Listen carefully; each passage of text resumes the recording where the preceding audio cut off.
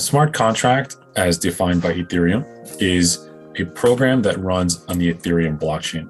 It's a collection of code and all the data and functions that reside on a specific address on the Ethereum blockchain. So Ethereum is the the only one that I know that does more blockchain functions like smart contracts. So essentially, it functions kind of like a vending machine is a great analogy. So what is a vending machine?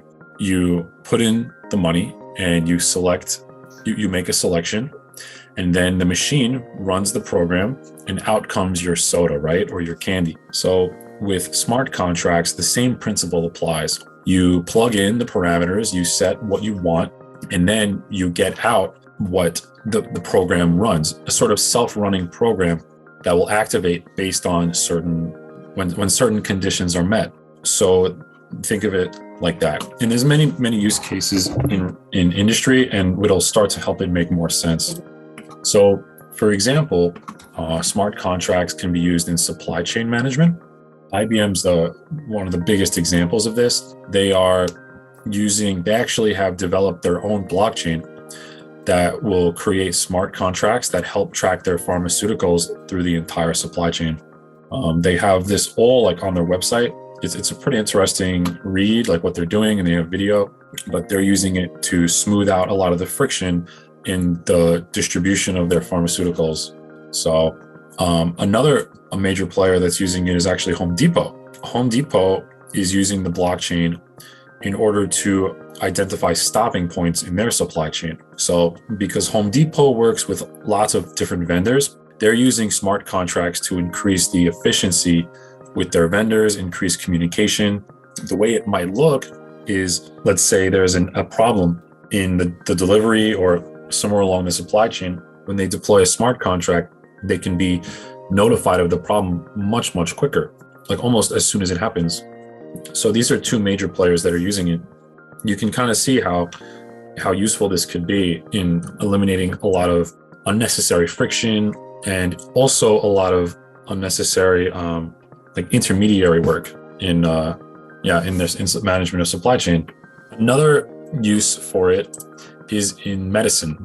So the vision of smart contracts in medicine is that hospitals can use smart contracts to improve the operability between databases, prevent cyber attacks, track the life cycle of pharmaceuticals, and also remove many unnecessary intermediaries.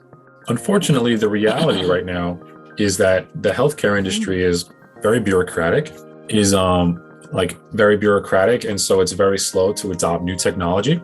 And so, blockchain is no exception with that. So it'll be some time.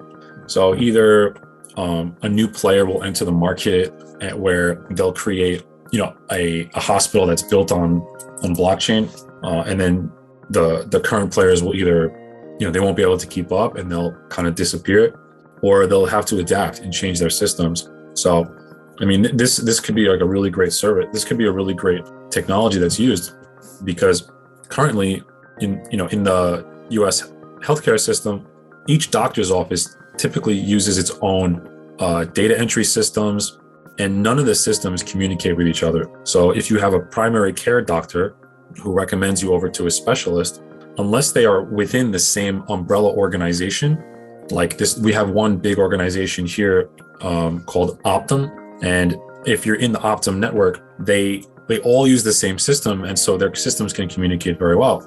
But what if they're not on the same system? And that's where blockchain can kind of smooth out those difficulties. And also, cyber attacks are a big problem. So it can really increase the security and transparency with especially data management, which is the most important thing. And of course, delivery of medicine. So that pretty much covers smart contract. Smart contracts are really the same thing as regular contracts. It just adds an extra element of security to them and transparency. And as long as the smart contract follows contract law, they can actually be legally binding contracts too. The ultimate purpose is really just to remove the middleman, to kind of improve security, improve transparency, efficiency too.